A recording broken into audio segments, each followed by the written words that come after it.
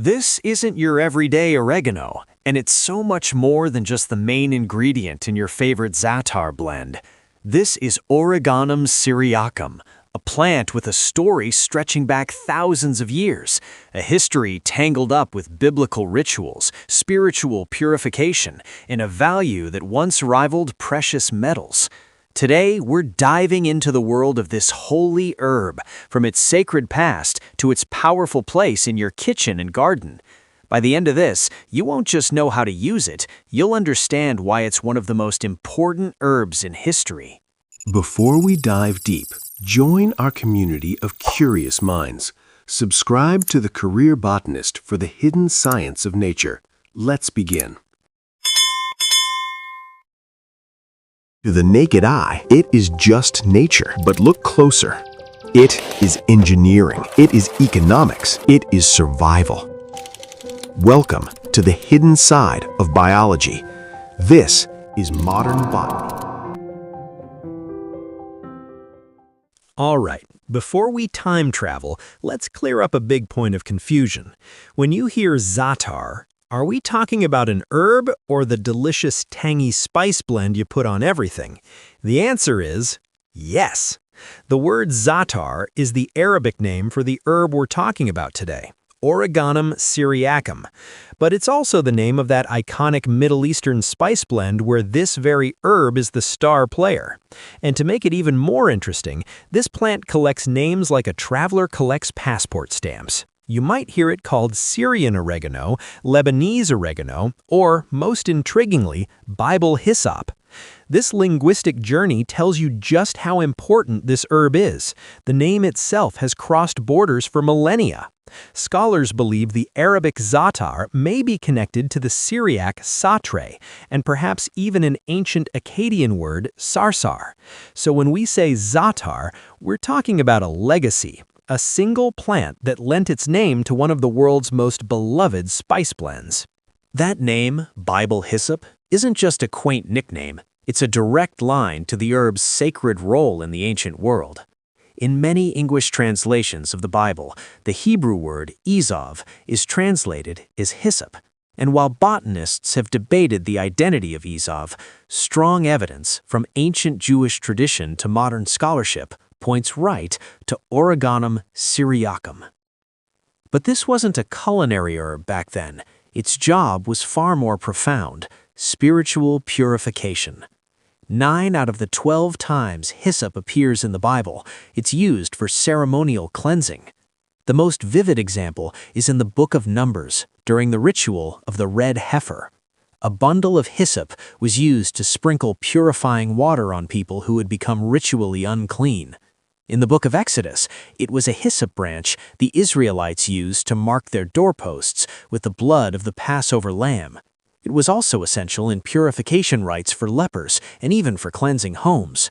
Its role was so central that it even shows up metaphorically in the Psalms, where David prays, "Purge me with hyssop, and I shall be clean." This wasn't about soap and water, it was about spiritual renewal. The choice of Origanum syriacum was practical too.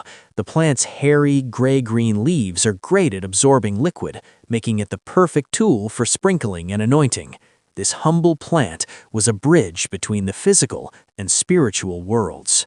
Origanum syriacum is a child of the Mediterranean sun, native to the Levant, the historic region cradling the Eastern Mediterranean that includes modern-day Palestine, Israel, Lebanon, Jordan, and Syria. For thousands of years, it has grown wild on the rocky, sun-drenched hillsides of his region. Recent DNA analysis suggests it is an ancient species that likely originated in the Eastern Mediterranean, possibly in the very hills of Syria where it still grows wild today. Its history is written on ancient Mesopotamian clay tablets and in the works of Roman naturalists like Pliny the Elder. The plant's toughness is amazing. It thrives in hot, dry climates and poor, sandy soil, conditions that would kill lesser plants. In fact, that stress is what concentrates its essential oils, giving it a more intense and pungent flavor than its common cousin, Greek oregano. For centuries, this wild herb was a cornerstone of local culture, foraged and harvested by communities. It's so vital that its preservation has become a matter of law and a source of political tension. In 1977, due to concerns of overharvesting, Israel declared wild Origanum syriacum a protected species, making it illegal to forage. This law remains controversial, as many Palestinians view the foraging of za'atar as a deep-rooted cultural tradition and a connection to their land. Before we jump from the ancient world into the modern kitchen, I have a question for you. Have you ever used za'atar before, either the herb or the blend? Let me know in the comments. I'd love to hear how you use this incredible flavor. Today, the most famous role for Origanum syriacum is as the heart of the Zaatar spice blend. While recipes are often closely guarded family secrets, the core combination is timeless. Dried and crushed Zaatar herb, toasted sesame seeds, and tangy sumac, all brought together with a little salt. The blend itself has a history that may stretch back to ancient Egypt, where traces of its components were found in tombs. From Lebanon to Palestine and Jordan to Syria, each region and even each family has its own special twist. Some add cumin or coriander, others might include caraway. The most classic way to eat it is beautifully simple. Dip fresh flat bread into good olive oil, then press it into a bowl of za'atar. It's a breakfast staple across the Levant. But it doesn't stop there. It's sprinkled over labna, strained yogurt, mixed into hummus, used to season meats and vegetables, and baked into savory pastries called manakish. What about the fresh herb? The silvery green leaves can be used in salads for a potent, aromatic bite. You can also use dried Syrian oregano in any recipe that calls for Greek or Italian oregano, but just be ready for a more complex flavor, like thyme, oregano, and marjoram, all rolled into one. Long before it was a star in the kitchen, za'atar was a pillar of traditional medicine. Ancient Greek physicians like Hippocrates prescribed oregano to help with respiratory issues and soothe the stomach. This wisdom was carried down through the centuries. In the 12th century, the great Jewish philosopher and physician Maimonides wrote about za'atar's medicinal uses, identifying it with the biblical ezov and prescribing it for his patients. In medieval Arab medicine, it was used for everything from bad breath to digestive ailments. In fact, one of the herb's active compounds is thymol, which gives it that distinct aroma. A nearly identical compound, famously derived from za'atar's cousin, thyme, is still used as an antiseptic ingredient in products like Listerine today. There was also a belief, which still hangs on today, that za'atar sharpens the mind. It was considered brain food, and children were often encouraged to eat bread with za'atar before school to help them focus. Modern science is starting to catch up to this ancient knowledge.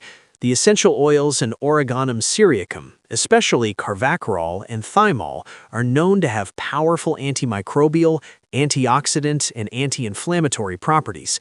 So when ancient healers reached for this herb, they were using real, potent botanical medicine.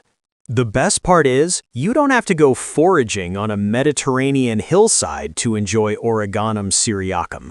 You can grow it right in your own garden, and it's surprisingly easy if you just remember a few things. First, think like the sun. This herb needs at least 6 to 8 hours of direct sunlight every day. It's a total sun worshiper. Second, and this is critical, it needs excellent drainage. Origanum syriacum absolutely hates having wet feet. Sandy or gritty soil is ideal. If you have heavy clay, you'll need to mix in about 25% coarse sand or perlite to help the water drain. That's why it does so well in raised beds or containers. It prefers neutral to alkaline soil. You can start seeds indoors about 6 to 8 weeks before your last frost. The seeds are tiny and need light to germinate, so just press them onto the soil's surface, don't bury them. Transplant them outside after the frost danger is past, spacing them about 8 to 12 inches apart. Once it's established, this plant is incredibly drought tolerant.